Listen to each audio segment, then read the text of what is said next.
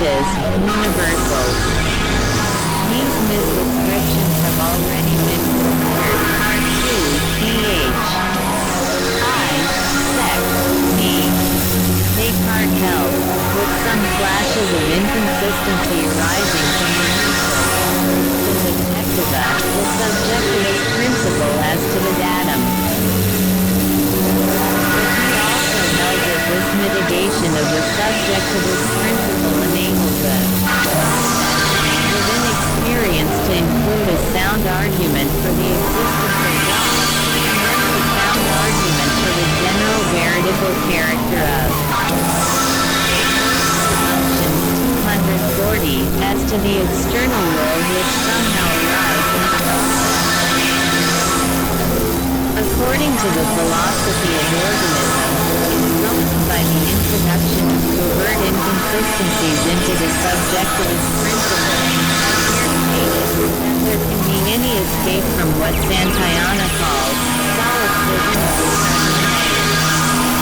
Thus Descartes' mode of escape is either illusory or incompletely stated. This covert introduction is always arising because common sense is inflexibly objectivist. We perceive other things as actualities in the same sense as we are. Also our emotions are directed towards other things, including of course our bodily organs. These are our primary beliefs which philosophers proceed to dissect. Now philosophy has always proceeded on the sound principle that its generalizations must be based upon the primary elements in actual experience as starting points. Philosophy had recourse to the common forms of language to suggest its generalization. It found a typical statement, that stone is gray, and involved the generalization that the actual world can be conceived as a collection of primary substances qualified by universal qualities. This was not the only generalization evolved. Greek philosophy, also it was not inflexibly consistent. With this general notion of always influencing God, X, explicitly or implicitly, a theory of knowledge was also needed. Again philosophy started on a sound principle, that all knowledge is grounded on perception. Perception was then analyzed, and found to be the awareness that a universal quality is qualifying a particular substance. Thus perception is the catching of a universal quality in the act of qualifying a particular substance. It was then asked, and the answer is, T by his organs of sensation. Thus the universal qualities which qualify the perceived substances are, in respect to the particular one perceiver, his private sensation 3. Principle 159. Compared to particular substances other than himself. So far, the tradition of philosophy includes, among other elements, a factor of extreme objectivism in metaphysics, whereby the subject-predicate form of proposition is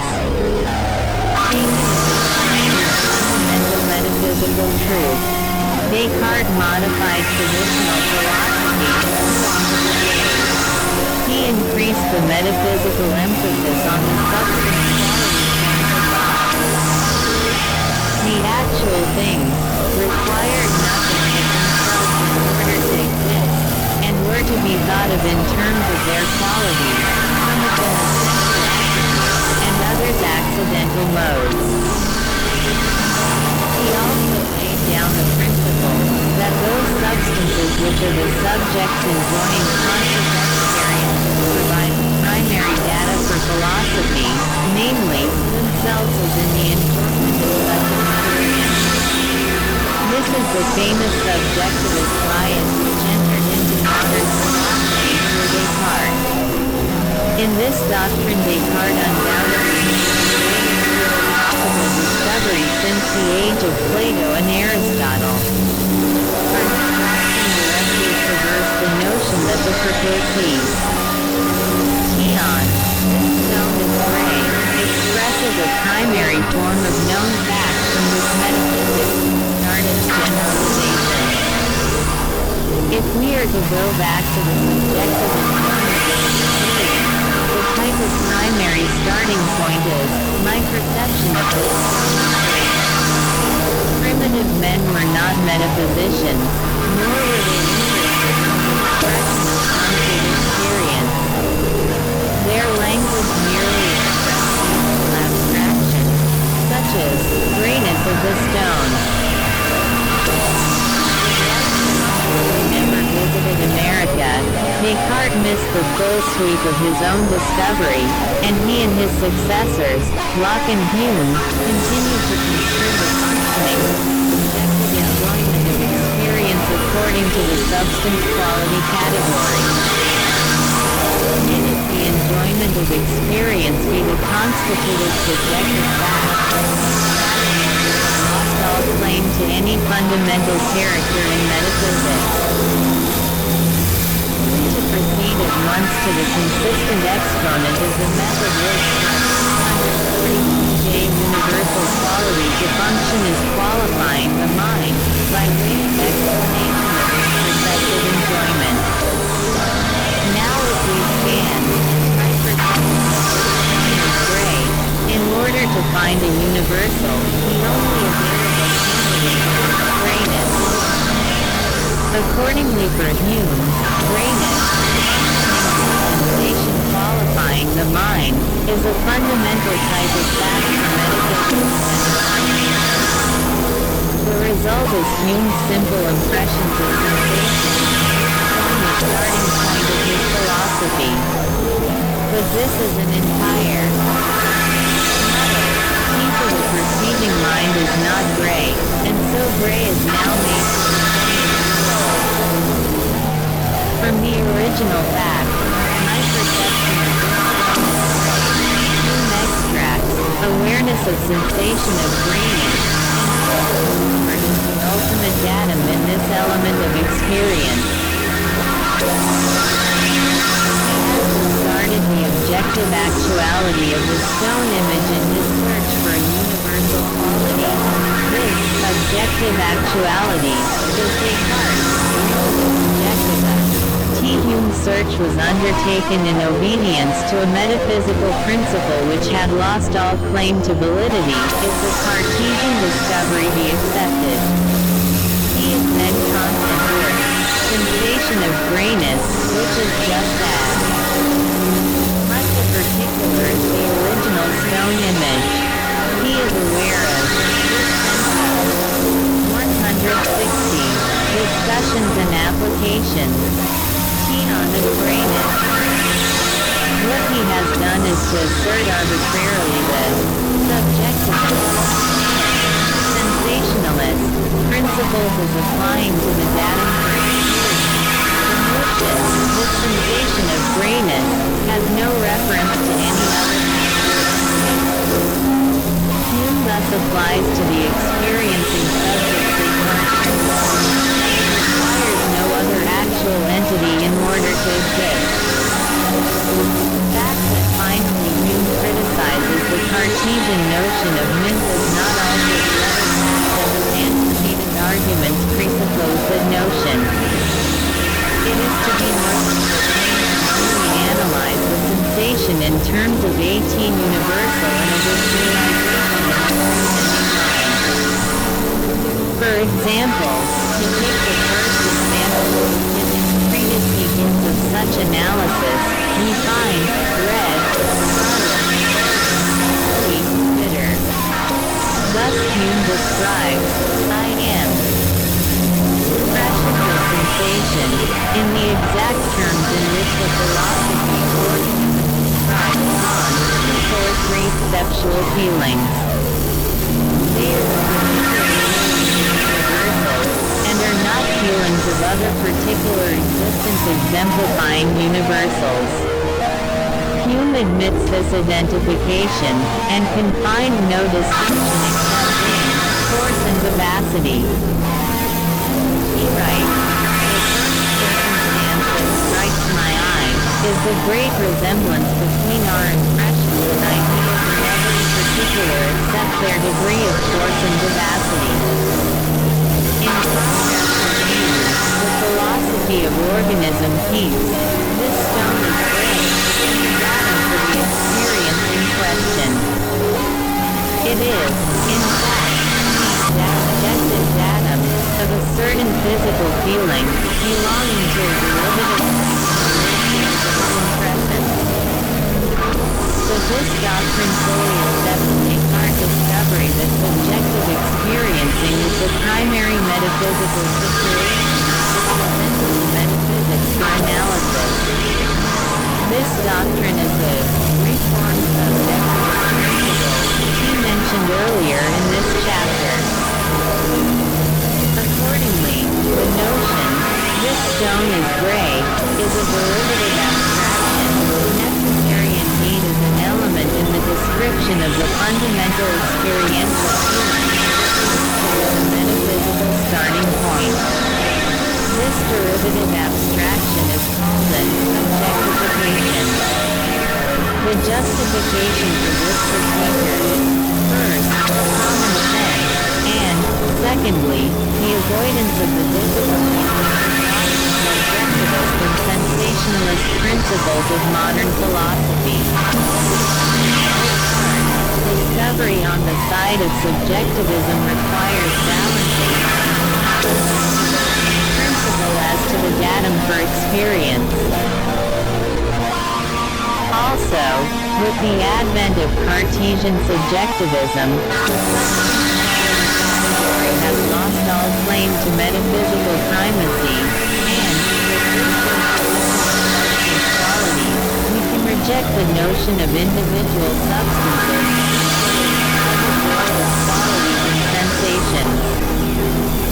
Section 2. The philosophy of organism knowledge is relegated to the intermediate phase of concept.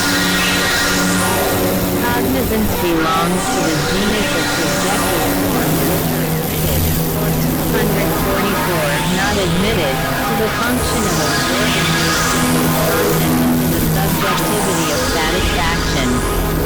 It's important. Subjectivist principle, 161, is therefore no necessary element in the concrete actual entity.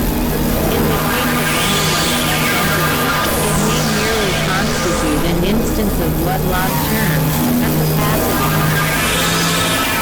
If we are considering the society of successive actual occasions in the historic route forming the life of an enduring object, some of the earlier actual occasions may be without knowledge, and some of the later may possess knowledge. In such a case, the unknowing man has become knowing. There is nothing surprising in this. It happens daily for most of us, when we sleep at night and wake.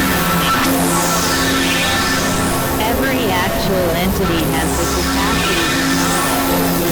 Graduation in the intensity of various items of knowledge, but seems to be negligible apart from a peculiar complexity in the constitution of some actual occasion. We as enduring objects with personal order objectify the occasions of our own past with peculiar completeness in our immediate present. We find in those occasions, as known from our present standpoint, variation in the range and intensity of our realized knowledge. We see, we are half awake, we are aware of perceptions that are devoid of generalities and thought. We are vividly absorbed within a small region of abstract though while oblivious to the world around. We are attentive to our emotions, attaching to them and to nothing else. We are morbidly discursive and finally we sink back into temporary obliviousness. Also we can remember factors experienced in our immediate past.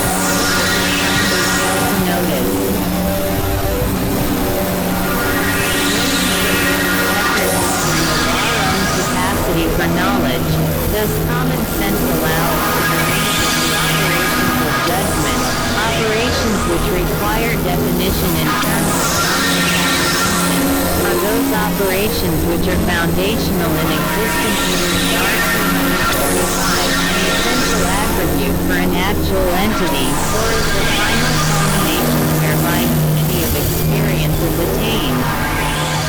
See the general case 1 of the negative perception, namely, perceiving this stone as not gray. Gray, then has ingression in its full character, perceptual novelty, illustrating an alternative. In the positive case, perceiving this stone as gray, the gray has ingression in its character of a possible novelty, but in fact by its conformity emphasizing the date of gray, blind and felt. Consciousness is the feeling of negation. In the perception of the stone as gray, such feeling is embarrassed germ. In the perception of stone as not gray, such feeling is in T-soul. Development. Thus the negative perception is the triumph of consciousness. It finally rises to the imagination, in which the conceptual novelties search for the not faithfully exemplified. Consciousness is the subjective contrast between the theory, which may be erroneous, and the fact which is given. Thus consciousness involves the rise into importance of the contrasting. Cf. Part 3, for the full account. 162. Discussions and applications. Designated by the words, any, and, just that. Conscious perception is, therefore, the most primitive form. The organic philosophy holds that consciousness only arises in a late derivative phase of complex integration. If the natural occasion be such that phases of this sort are negligible in its construction, then in its experience there is no knowledge, owing to the fact that consciousness is a subjective form belonging to the later phases, the prehensions which it directly irradiates from pure type. Consciousness the more primitive types of prehension so far as these prehensions are still elements of integration. Thus those elements of our experience clearly and distinctly in our consciousness are not its basic facts, only modifications which arise in the process. For example, consciousness only dimly illuminates the prehensions because these prehensions are primitive elements in our experience. The prehensions in the mode of presentational immediacy which we enjoy with the most vivid consciousness. These prehensions are made in presence of an experienced subject. The consequences of the neglect of this law, that the late derivative elements are more illuminated by consciousness than the primitive elements, have been fatal. An experient occasion. In fact, most of the difficulties of philosophy are produced by it. Experience has been explained in a thoroughly topsy-turvy fashion, the wrong end first. In particular, emotional and purposeful experience have been made to follow upon human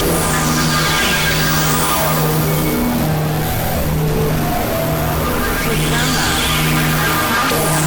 subjective form arising in the higher phases of concrescence. E-consciousness primarily illuminates the higher phase in which it arises, and lower phases derivatively, as they remain components in the higher phase. Order of dawning, clearly and distinctly, in consciousness is not the order of priority. Section 3.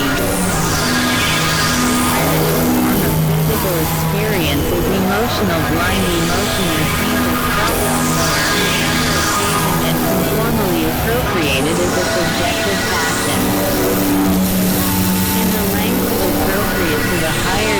stages of experience, the primitive element simplicity, that is, feeling the feeling in another and feeling conformably with another. We are so used to considering the high abstraction, the stone and tree, that we have difficulty in eliciting into consciousness the notion of the qualifying character of an emotion. Yet, aesthetic feelings, whereby there is pictorial art, are nothing else than products of the contrast, 247, blatant in a variety of colors qualifying emotion, contrasts which are made possible by their patterned relevance to each other. The subjectivist principle. One experience from the presentational intuition is a high abstraction of thought. Thus the primitive experience is emotional feeling, detailed in its relevance to the world beyond. The feeling is blind and the relevance is vague. Also feeling, and reference to an exterior world, pass into appetition, which is the feeling of determinate relevance to a world about to be. In the phraseology of physics, this primitive experience is feeling from a beyond which is determinate and pointing to a beyond. But the feeling is subjectively rooted in the immediacy of the present occasion. It is what the occasion feels for itself, as there are some facts merging into the future. In this vector transmission of the provision of which for contrast is secured by pulses of emotion, the provision of occasion C. Part 4 appears in any particular cosmic effort. Nature has secured the necessary differentiation of function, so by shepherding the sensa-chara tilde terroristic of that definite pulse. Thus the transmission of each sense wavelength. In physics, such transmission is corpuscular or undulatory, according to the special importance considered. The higher phases of experience increase the dimension of width, and elicit contrasts of higher types. Clashing and coordinated emotions in the lower category these avoided, the aspect of inhibition and of transitory satisfaction is diminished. Experience realizes itself as an element in what is everlasting D. Part 5, ch. 2 and as embodying in itself the everlasting component of the universe. This stain does not necessarily involve consciousness. Also involves enhanced subjective emphasis. The occasions story become less of a detail and more of a totality, so far as its subjective experience is concerned. The feeling of this width, takes the form of blind zest, which can become self-repeating subjective emphasis. The inhibitions of zest by combine the contraries inherent in the environment lead to the destruction of the type of every increase of sensitivity requires an adaptation. It must be remembered, however, that emotion in human experience, or even in animal experience, is not their emotion. Interpreted, integrated, and transformed into higher categories of feelings. But even so, the emotional repetitive elements in our conscious experience are those which most closely resemble the basic elements of all experience. Section IV. The distinction between the various stages of compressance consists in the diverse modes of ingression to eternal objects involved. The imminent decision, whereby there is a supervening 164. Discussions and applications. Entity is always the determinant of a process and by completion is arrived at least such proper to a single actual entity. This conceptual prehensions which enter into integration with the physical prehension, modifying both the data and the subjective form. Relegation of eternal objects to the decision. Transcendent decision includes God's decision.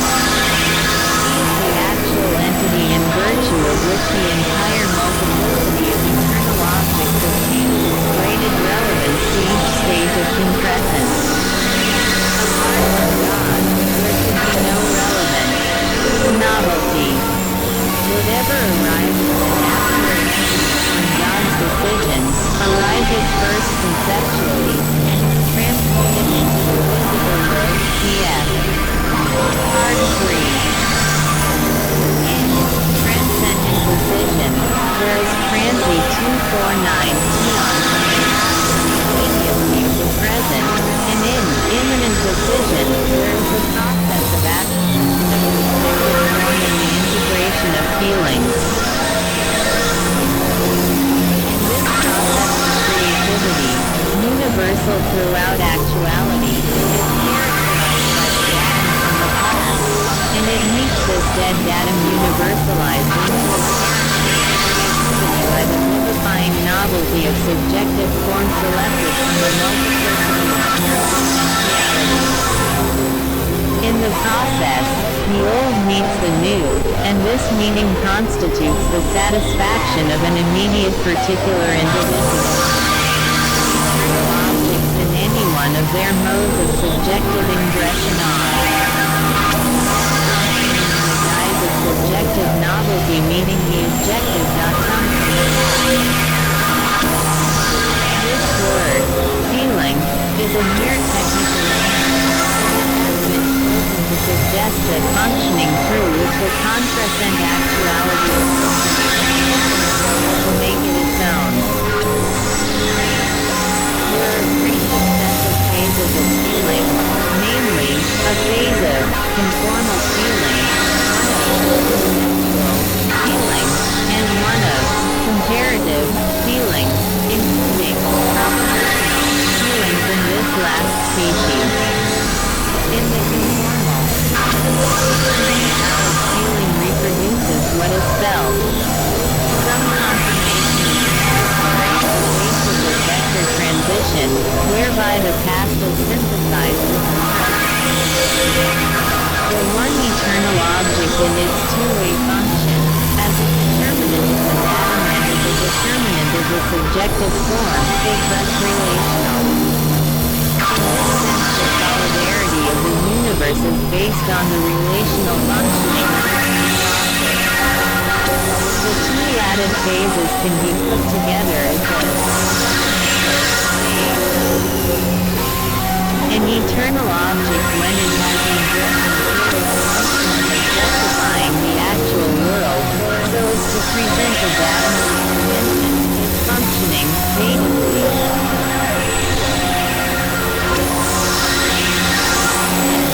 To sum up, there are four modes of functioning whereby an eternal